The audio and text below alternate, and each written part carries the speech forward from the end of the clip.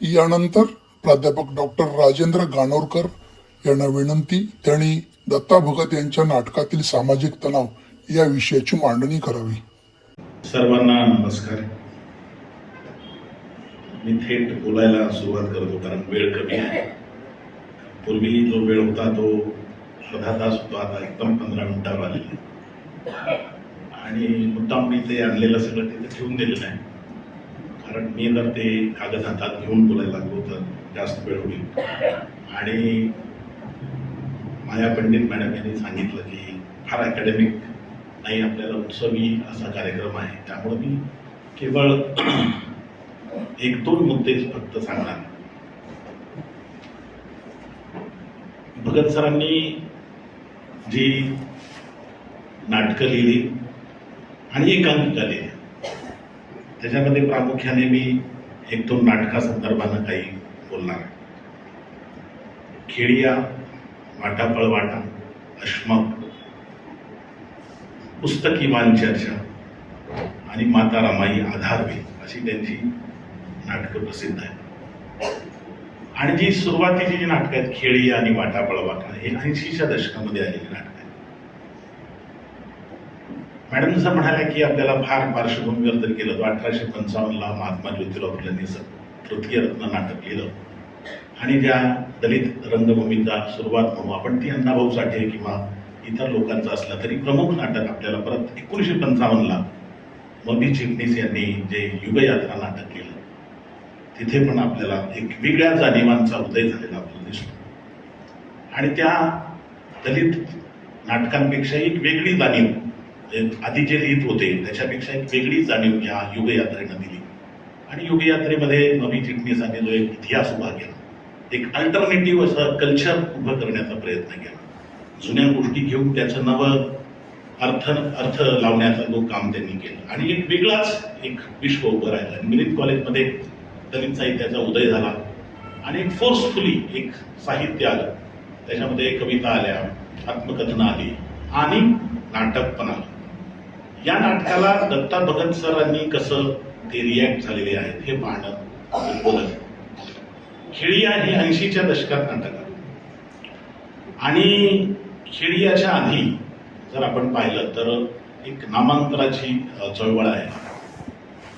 तर ती नामांतराची चळवळीची पार्श्वभूमी या सगळ्या नाटकाला येते. दत्ता भगत सर तसे त्यांनी म्हटलेलं आहे, अनेक ठिकाणी सांगितलेलं आहे की ते प्रत्यक्ष या चळवळीमध्ये जरी नसतील तरी देखील एक जाणीव असलेला, एक संवेदनशीलता असलेला एक जो तरुण असतो, अभ्यासक असतो, तो याच्यापासून अलग नसतो, वेगळा नसतो आणि जे धगधगत आहे ते मांडण्याचा ते प्रयत्न करतो. आणि मग या सगळ्या गोष्टीला रिॲक्ट होताना खेडिया वाटापळवाटीची खूप चर्चा आपण करतो, पण वाटापळवाटा एक सरळ नाटक मला वाटतं. तर त्यापेक्षा अधिक लेअर असलेलं जर नाटक जर असेल तर ते खेडिया आहे. त्याच्यामध्ये खूप असे पापुत्रे आहेत, खूप त्याच्यामध्ये आपल्याला एक काही नवं शोधता येतं. प्रमुख मी त्याला म्हणजे फार याच्यामध्ये जात नाही मी, पण खेडियाकडे जर तुम्ही पाहाल तर तुमच्या लक्षात येईल की मी म्हणालो की ते चळवळीचं नाटक किंवा एखाद्या नामांतराचा थेट संदर्भ नसलेलं नाटक असलं तरी ते कशाचं नाटक आहे. तर मी जेव्हा पाहतो ते मला वाटतं की एक नव्या दलित जाणीवेच्या उदयाचा कडे ते कसे पाहतात किंवा एक नवी दलित जाणीव कशी उदयाला येते त्याचं ते नाटक.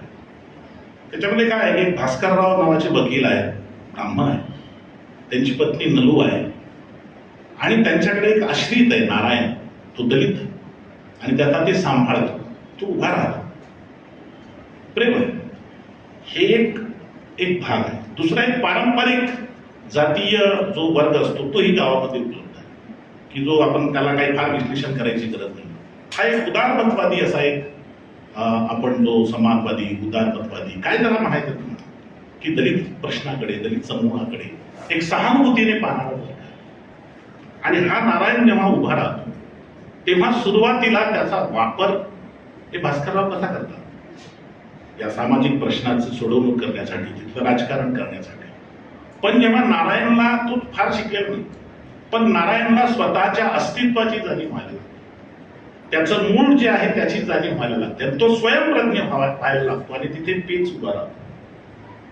हे दलित जाणीव जेव्हा स्वयंप्रज्ञेने उभी राहायला पाहते तेव्हा हे पालकत्व स्वीकारलेलं पुरोगामित्व हे कसं उघडं पडतं याचं दर्शन आपल्याला खेड्यामध्ये होतं. पारंपरिक जे वर्चस्ववादी आहेत ते आता आहेतच, त्यांना तर काही प्रश्नच नाही, त्याच्याशी तर त्याचा संघर्ष आहे. पण ज्यांनी पालकत्व स्वीकारलेलं आहे ते पालकत्व स्वीकारलेलं काय म्हणणं आहे की तू राहा, तुझ्याबद्दल सहानुभूती आहे, पण तुझी नव्यानं उदयास आलेली जी जाणीव आहे, आत्मजाणीव आहे, स्वयंप्रज्ञ तू होऊ पाहतोय, ते मात्र आम्हाला चालणार नाही. आणि 3 स्तरावर जर आपण पाहिलं, बरं बाकी पण पात्र आहेत त्याच्यामध्ये मी जात नाही, कारण त्याच्यामध्ये या सगळ्या व्यवस्थेला शरण गेलेली दलित पात्र पण आहे, तर त्यालाही वेगळ्या पद्धतीने आपल्याला बघता येतं. पण याच्यामध्ये प्रामुख्यानं जो नारायण आहे तो नारायण नव्यानं उदयाला येत असलेल्या स्वयंप्रज्ञ दलित जाणीवेचं प्रतिनिधी म्हणून आपल्याला पाहावं लागतं. आणि ही मग त्याला कालातीत होऊन जाते. आजही एखादा माणूस जर नव्या प्रज्ञेनं उभा राहत असेल तर त्याला सगळे मिळून कसं ठेचतात हे आपण आज पाहतो. आणि म्हणून ती केवळ त्या घटनेपुरतं ती मर्यादित नाही. नारायण भास्कर याची कहाणी तेवढ्यापुरती मर्यादित नाही. म्हणून 3 आपल्याला कोण दिसतात त्याच्यामध्ये, 3 स्तर दिसतात. एक तर तो पारंपरिक जातीय वर्चस्व वर्णवर्चस्व मांडणारे जे लोक आहेत त्याच्याशी त्याचा संघर्ष आहे, पण दुसरीकडे त्याचं नेतृत्व तो नाकारतोय, त्यांचं अस्तित्व तो नाकारतोय, त्यांचं अन्यायपणा तो नाकारतोय. पण दुसरीकडे तो जो पालकत्व स्वीकारलेला भास्कर कुलकर्णी, भास्कर वकील आहे, त्या भास्करांचं पण नेतृत्व तो नाकारतोय. आणि हे मला फार महत्वाचं वाटतं. आणि तो नव्यानं उभा राहतोय. मॅडमनी एक मुद्द्याकडे लक्ष वेधलं, वाटापळवाटातल्या किंवा इतर ठिकाणी स्त्रीचं. याच्यामध्ये स्त्री पात्र सगळ्याच नाटकांमध्ये भगत सरांच्या वेगवेगळ्या पद्धतीने, तर त्यांचा उल्लेख त्या एकांकिकाचा केला, एकटी आणि सूट दोन्ही मिळून त्यांनी ते सांगितलं. तर त्या दलित स्त्री आहे, पण खेडियामधली स्त्री आणि वाटापळवाटामधली स्त्री ही ब्राह्मण स्त्री आहे. भास्कररावाची जी पत्नी आहे नलू, ही पुत्रवत प्रेम करते या नारायणबद्दल तिला आस्था आहे, आत्मा आहे, वात्सल्य आहे. आणि इकडे जी हेमा आहे ती एक सहजीवन जगणारी आहे दलित व्यक्तीसोबत. एकीकडे सहजीवनामध्ये ती हेमा आहे आणि इकडे वात्सल्य आहे. या दोघी जातीच्या पल्याड जाऊन ते पाहतात. म्हणजे तिनंही जात सोडलेली आहे आणि इकडे नलू जी आहे ती देखील पारंपरिक तिची जात जाणीव सोडून त्या नारायणवर प्रेम करते. पण असं जरी असलं तरी यामुळे काही होत नाही, याच्याकडे काही संरचना बदलत नसते. भगत सर ही जी 2 पात्र उभी करतात त्याच्यामध्ये मला एवढं दिसतं की ही जी जात आहे त्या जातीच्या पलीकडे ती माणूस म्हणून ते जाऊ शकतात, पण संरचनेमध्ये काहीही बदल होत नाही. म्हणजे हेमानं सतीशशी लग्न केलं म्हणून संरचना बदलत नाही जातीची, जातीवरून तिचा दर्जा किंवा याचा दर्जा याच्यामध्ये बदल होत नाही.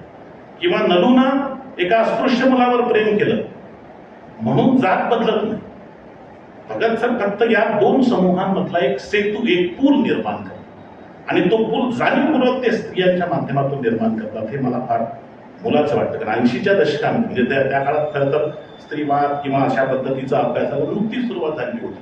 अशाही एका काळामध्ये नलूसारखं पात्र, हेमासारखं पात्र भगत सर निर्माण करतात आणि एक पूल निर्माण करतात, एक नैतिकतेचा पूल, एक वात्सल्य आणि इकडे एक सहजीवनाचा पूल ते निर्माण करताना आपल्याला दिसतात. आणि म्हणून मला असं वाटतं की ही जी 2 पात्र आहेत नलू किंवा हेमा, हे एक वेगळ्या पद्धतीने आपल्याला बघता येऊ शकतो. दुसरी एक खरं तर सगळ्याच नाटकावर बोलता येईल, पण मला माहित नाही मी घेतलं. दुसरं जे नाटक आहे वाटापळवाट, आता याच्यामध्ये खूप बोलता येण्यासारखं आहे, कारण खूप जणांनी त्याचा अभ्यास केलेला आहे. मी पण म्हणजे खूपदा वाचलेलं आहे, खूपदा पाहिलेलं आहे.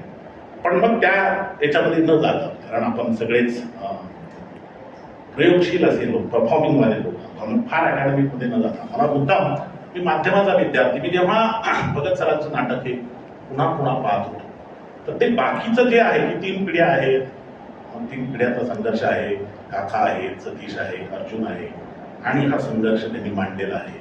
खरं तर एकाच वेळेस त्या 3 पिढ्या एकाच पिढी अस्तित्वात असू शकतात. एकाच म्हणजे पिढीमध्ये सुद्धा हे 3 प्रकारचे लोक असतात. अशा वेगवेगळ्या पद्धतीनं पाहता येतात. पण तो मुद्दा नाही माझा. तो जो काही इश्यू आहे त्या इश्यू पुरतं नाही. कुठलंही नाटक जे आहे ते कालातीत होण्यासाठी त्याच्यामध्ये काही एक मूल्य असावी.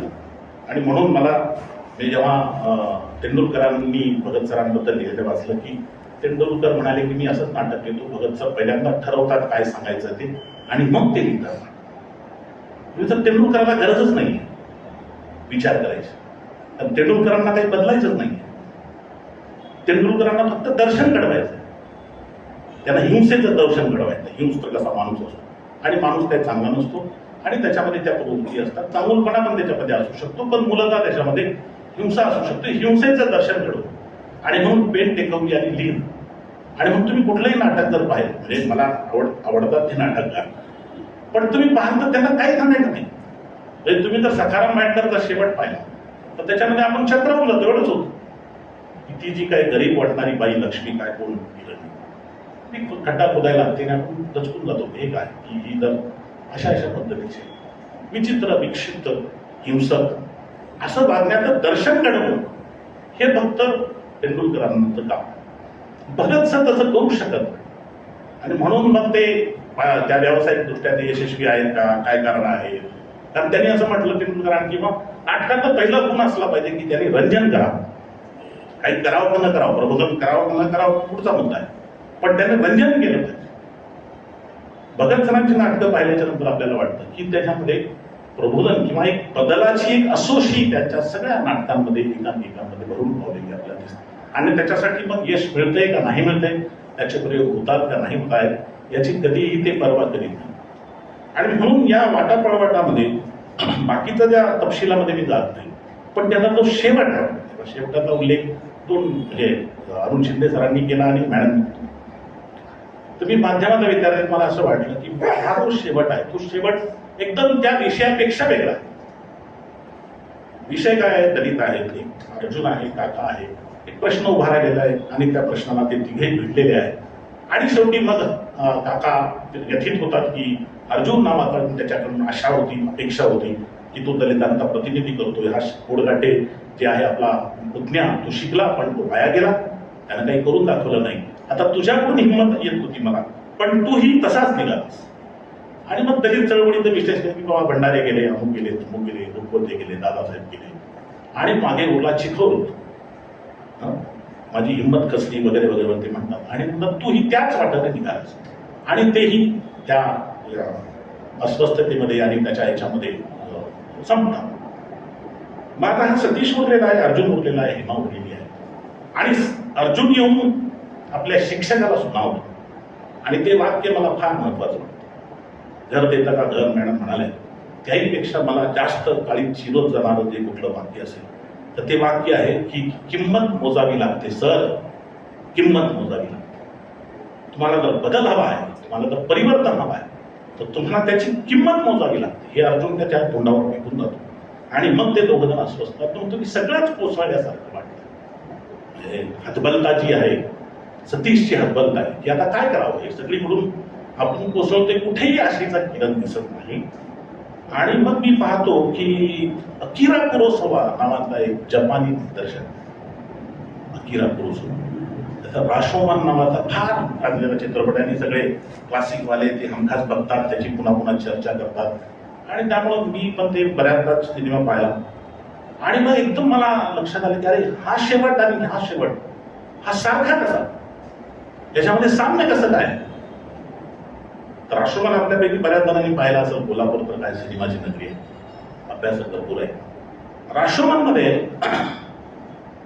ही एक घटना घडलेली आहे आणि त्या घटनेचं पाऊस खूप कोसळतो आहे, जुनं गेट आहे आणि त्या गेटवर हे बसलेले आहेत काही लोक आणि ते चर्चा करतात. तर काही विषय नाही, पाऊस थांबण्याची वाट पाहिजे. तर एक घटना घडलेली, एक वाट सुरू आहे किंवा एक सैनिक आहे, तो आपल्या बायकोला घेऊन जातोय आणि एक लुटारू येतो आणि त्यांच्यामध्ये झडप होते आणि त्याच्यामध्ये तो त्या जो सैनिक आहे त्या सैनिकाला मारतो, हिच्यावर बलात्कार करतो. आणि मग यांना उभं केलेलं आहे न्यायालयामध्ये आणि न्यायालयामध्ये साक्ष होते. तर ती साक्षीचा तो सैनिक, मग ती बाई वेगळी साक्ष देते, तो जो ताजो मारो आहे तो वेगळी साक्ष देतो, जो गुंड आहे किंवा तो लुटारू आहे. आणि मग तो मेलेला जो व्यक्ती आहे त्याची आत्मा बोलून त्याच्याकडून बोललं जातं, ज्यानं पाहिलंय ते वेगळ्या पद्धत. अशी ती कथा आहे, म्हणजे सत्य नेमकं काय असतं अशी ती कथा. आणि ही सगळी नॅरेशन झाल्याच्या नंतर पाऊस थोडासा निथळत असतो आणि त्यावेळेस ते म्हणतात की कशावरच विश्वास ठेवावा, कुणावर विश्वास ठेवावा. जसं सतीश बोललेला आहे हताशपणा, तसाच ते म्हणतात की आता कुणावर विश्वास ठेवावा. हे सगळं असं जर असेल, हे वास्तव असेल, असं जर असेल, कुणी कुणाबरोबर भरोसा नाही, कोण कुणाला मारेल, कोण नाही. आणि ते निराश होत बसलेले असतात. तेव्हा मागे एक बाळ रडण्याचा आवाज येतो आणि तिघेही धावतात. एक असतो सामान्य माणूस, एक कॉमन नागरिक आहे, एक आहे लाकूड तोड्या की ज्यानं त्या प्रत्यक्ष पाहिलेला आहे, त्याला काही सापडलेला आहे, तो लाकूड तोड्या आहे. तिसरा एक बौद्ध भिक्खू आहे. हे 3 माणसं तिथे असतात आणि ते तिघेही पळत जातात. तर तो सामान्य नागरिक आहे, ते सगळे वस्त्र गोळा करतो आणि तो पळून जाण्याचा प्रयत्न करतो. लाकूड तोड्या त्याला पकडतो आणि त्याला म्हणतो, किती स्वार्थी असतो, बाळाचे कपडे घेऊन चालतो. त्यावेळेस तो सामान्य माणूस म्हणतो, स्वार्थी कोण नाही, स्वार्थी कोण नाही, तूही स्वार्थी आहेस. तुझी गोष्ट सांगायला लागले तर त्याच्यामध्ये एक जो चाकू होता आणि त्याला एक हिरा लावलेला होता, तो सापडत नाहीये. हरामखोरा तूच नेलास, तू चोरलेला आहेस आणि तू सांगत नाही. त्यावेळेस तो वरम. मग बौद्ध भिक्खू काय करतो, तो मुलगा जो आहे तो जवळ घेतो, हातामध्ये घेतो आणि काही क्षण जातात. तो लाकूड तोड्या म्हणतो, लाकूड तोड्या त्या बौद्ध भिक्खूकडे जातो आणि तो बाळ घ्यायचा प्रयत्न करतो. त्यावेळेस बौद्ध भिक्खू उद्विग्न होऊन म्हणतो की अरे एवढं तर राहू द्या, हे तर राहू द्या. त्यावेळेस लाकूड तोड्या म्हणतो, तसं नाही, माझ्याकडे आधीच 5-6 मुलं माझ्या कुटुंबामध्ये आहेत, हे एक मूल मी घेऊन जातो, मला काही जड होणार नाही. आणि त्यावेळेस बौद्ध भिक्खू म्हणतो की आता माझा माणुसकीवरचा विश्वास तुझ्यामुळं जिवंत राहील, तुझ्यामुळं आता माझ्यावर माणुसकीचा विश्वास जिवंत आहे. इकडे जर तुम्ही पाहाल तर इकडे ते म्हणतात की काही नाही, आता सगळं संपलेलं आहे. त्यावेळेस हेमा म्हणते, आणि हे हेमा म्हणते हे फार महत्वाचं आहे. हेमा असं म्हणते की असं का करतं, की असं काही बिघडलेलं नाही. अर्जुनला जर वाटलं असतं तर अर्जुननं सोनल, ती आता तुम्ही नाटक पाहिलेलं आहे, की सोनल ही जी दासराव गुरुजीची मुलगी आहे, ब्राह्मण मुलगी, त्याच्यावर याचं प्रेम आहे, तिचं याच्यावर प्रेम आहे, पण तो व्यक्त करू शकत नाही, कारण त्याला माहित आहे की याच्यामधून पुढं काही फार निष्पन्न होणार नाही. अशा वेळेस ती हेमा असं म्हणते की जर वाटलं असतं अर्जुनला तर अर्जुननं तिचा सूड घेतला असता दंगलपेठीने, पण तसं न करता अर्जुननं तिला घरी नेऊन सोडलेलं आहे, सुखरूप घरी नेऊन सोडलेलं आहे. हे तुम्हाला मुलाचं वाटत नाही का? आणि हा जो माणसामधला चांगुलपणा आहे, त्या चांगुलपणाचा निर्देश हेमा करते. मी परत म्हणतो की हेमा करते मुद्दाम आहे. आणि सतीशला ती सांगते आणि सतीश कन्व्हिन्स होतो आणि सतीश म्हणतो की हा अंकुर आता आपण जपायला. आणि परत वाक्य आहे की नुसतं जपायला नाही तर त्याच्या सोबत उभं राहून तो आपण जपायला, त्याच्या सोबत राहिला. मला असं म्हणायचं की ही जी 2 जरी घटना, माध्यम वेगळी माध्यम आहेत. 1850ला अकिरा कुरोसावा बौद्ध परंपरेतला एक माणूस, एक करुणीची भाषा बोलतो आहे तिकडे, आणि इकडे दत्ता भगत सर मराठवाड्यामध्ये नांदेडसारख्या ठिकाणी बसतो. त्यांनी पाहिलेलं नाही. मी त्यांना विचारलं की तुम्ही सर राष्ट्रमत पाहिला का, तर ते म्हणाले मी पाहिलेलं नाही. तर ते व्यक्ती पण परत एकदा, कारण ती नाटक दलित साहित्य त्या सगळ्या चळवळीचं जरी असलं तर ती सांगू काय पाहतात, अंतिमता हे सांगू पाहतात की माणसावरचा जो विश्वास आहे, माणसाच्या चांगुलपणावरचा विश्वास आहे, माणसामध्ये करुणा नावाची जी गोष्ट आहे त्याच्यावरचा विश्वास, हे दोघेही कलावंत अकिरा कुरोसावा असतील, भगत सर, हे ढळू देत नाही. मला मुद्दाम हे सांगायचं आहे, याच्यामध्ये लाकूड तोड्या नैतिक नाही आहे, लाकूड तोड्या नैतिक नाही आहे. लाकूड तोड्या काय चांगला माणूस आहे असं काही सर्टिफिकेट देत नाही अकिरा कुरोसावा. भगत सर पण काही फार, म्हणजे अर्जुननं जे काही केलेलं आहे, त्यांना जे काही खंडणी गोळा केली वगैरे वगैरे वगैरे, त्याच्याबद्दल त्याला सर्टिफिकेट नाही आहे. म्हणून ह्या भाबडा अशालाच नाही. भाबडेपणाला तरी माणूस चांगलाच असतो. अंतिमता माणूस चांगला असतो असं भगत सरही म्हणत नाही, अकिरा कुरोसावाही म्हणत नाही. माणूस हा सुष्ट दुष्ट सगळ्या गोष्टींनी, किंवा तेंडुलकरांच्या भाषेत हिंसेने, ते सगळेच गुण त्याच्यामध्ये असतात. पण सगळ्यात महत्वाची गोष्ट अशी आहे की असा जरी माणूस असला तरी मानवता, माणुसकी, करुणा ही त्याच्यामध्ये जागृत होऊ शकते आणि त्यातून हा समाज बदलू शकतो. या बदलाकडे हे दोन्ही कलावंत एक थेटपणानं निर्देश करतात आणि मला ते फार मौलिक वाटतं. आणि म्हणून काळाच्या किती कसोट्या, काळ कितीही ओलांडला तरी देखील ही नाटकं जी आहेत ती केवळ एका प्रश्नापुरती, एका समूहापुरती मर्यादित राहत नाही. आणि दलित नाटक हा मला सतत वाटत आलेला आहे की जी व्यावसायिक नाटकं पाहतो त्याच्यामध्ये दलित पात्र नसतं. ते कशाची समाजाची नाटकं आहेत, ते कशाची सामाजिक नाटकं आहेत. पण दलिताचं जर नाटक पाहिलं त्याच्यामध्ये सवर्णाची पात्र आहेत, दलिताची पात्र आहेत, म्हणजे समाजाची पात्र आहे. कशाचं दलिताचं नाटक? हे छोटं नाटक आहे ज्याच्यामध्ये सगळा समाज येतो, ते दलितच नाटक आहे. सगळा गाव येतो त्याच्यात, सगळं शहर येतं त्याच्यात. आणि माणसाची जी खरी सामाजिक ओळख या देशानं दिलेली आहे का, त्याला वगळून काय नाटक करतात, ती घेऊन हे नाटक उभं राहतं. आणि म्हणून दत्त भगत सरांचं मग खेळी असेल, अश्मक असेल, अश्मक ही वेगळीच आहे. खरं तर अश्मकवर स्वतंत्रपणाने बोलायला पाहिजे, पण मला वाटतं वेळ झाला का सर? अश्मकवर स्वतंत्रपणाने बोलायला पाहिजे. त्या अश्मक मला सतत वाटतं की अश्मक हे एक पौराणिक त्यांनी त्याचा जरी पास घेतलेला असला तरी त्या काळात काँग्रेस सरकार आणि दलित चळवळीची होणारी जी वाताहत आहे त्याचं एक दर्शन ते घडवतं. फक्त एवढं मला असं वाटतं सतत की ते खूप वाचायला पण जड जातं, सादरीकरणाला पण ते जड असं नाटक आहे. कारण काय की जेव्हा एखादा लेखक कलावंत सांगत असतो तेव्हा सरफेस लेवलला एक गोष्ट असते आणि त्याच्या पलीकडे जाऊन काहीतरी लेअर असतं आणि म्हणून गोष्ट साधी सरळ असते, त्याच्या पलीकडे जाऊन काही सांगायचं असतं. दत्ता भगत सरांचं हे जे नाटक आहे ते सरफेस लेवलचं नाही आहे, ते थेट पलीकडे जे काही सांगायचं आहे ते इथेच सांगतात.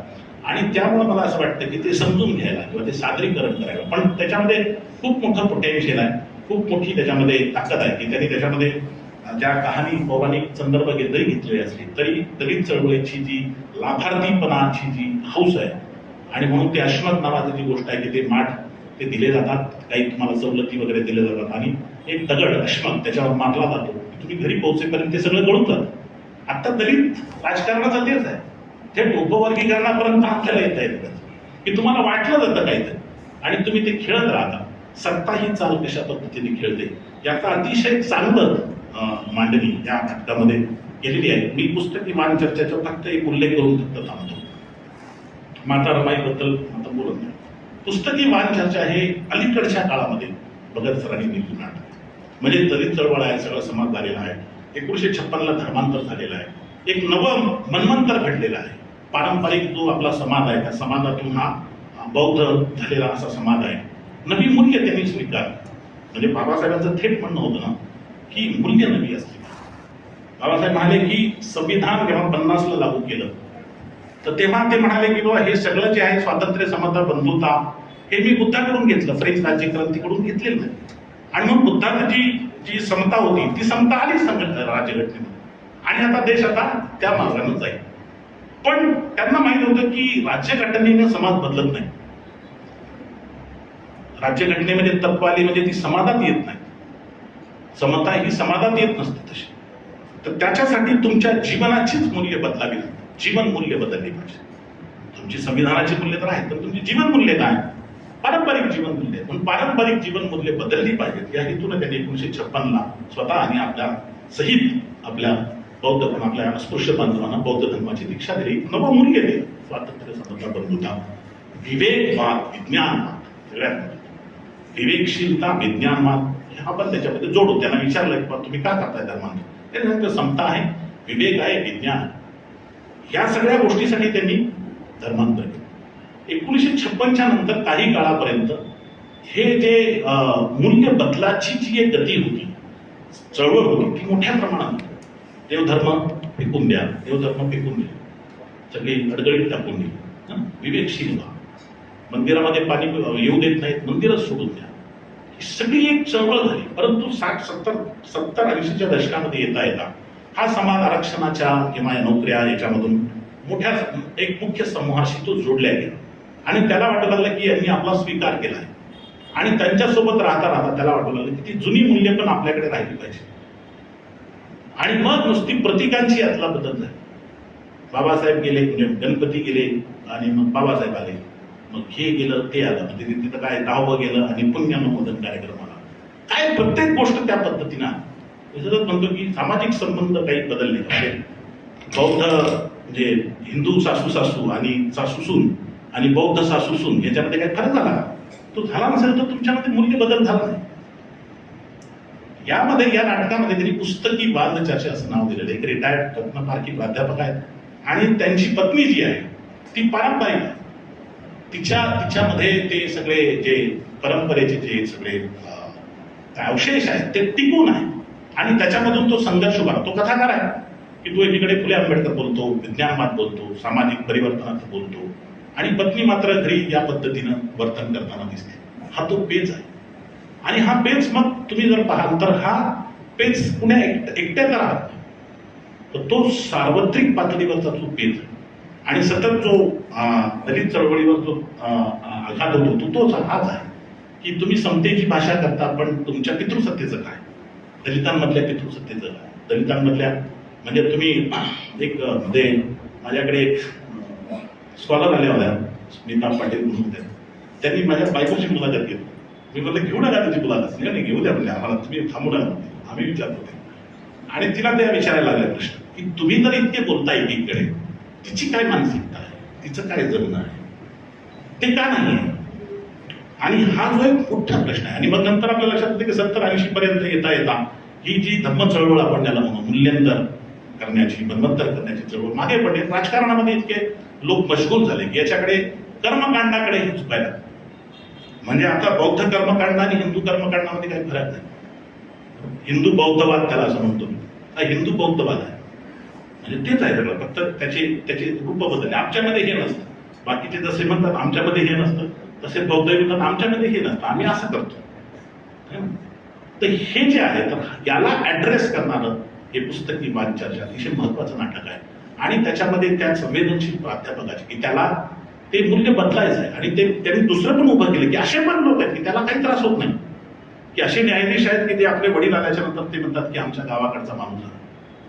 असा गावाकडचा माणूस आहे सांगताना त्याच्या मनामध्ये एक त्याचा जर आपण काय म्हणू, त्याचा जर ग्राफ घेतला त्याच्या छातीचा किंवा काय आपण कोणतं असतं ते काय कोणती टेस्ट म्हणतात, नार्को, दुसरी एक टेस्ट नार्को टेस्ट तरी त्याचा हल्ला असेल त्या शंका आहे. हलत नाही, कारण त्याला ते नाहीच आहे. पण ज्याला वाटतं की हे बदल व्हावा, बदल घडावा, नवं यावं, त्याची मात्र कुंडी होती. या कुंडीला सुद्धा भगत सरांनी या पुस्तकी वाद्याच्यामध्ये खूप चांगल्या पद्धतीने अभ्यास केलेला आहे. खूप बोलता येण्यासारखा आहे, खूप वेगवेगळे लेअर आहे. पण भगत सरांनी जे काही दिलेलं आहे तर ते केवळ करमणूक म्हणून नाही, केवळ प्रबोधन म्हणून नाही, एक सामाजिक बदलासाठी असुसलेला असा एक सृजनशील कलावंत, एक मोठा कलावंत म्हणून दत्ता भगतांना म्हणजे त्यांचे योगदान खूप मोठं आहे. त्यांच्यावर खूप बोलता येण्यासारखं आहे, खूप लिहिता येण्यासारखं आहे. मी काही भाग लिहिलाही होता, पण मुद्दाम मी तो इथं घेतला तर ते जास्त वेळ जाईल म्हणून मी बोललो नाही. तर या कमी वेळेमध्ये मला जे सांगता येईल ते मी सांगण्याचा प्रयत्न केलेला आहे. आपणही या नाटकानंतर पुन्हा अवलोकन करावं अशी मी विनंती करतो. आणि हा इतका चांगला कार्यक्रम आयोजित केला त्याबद्दल संयोजकांना धन्यवाद.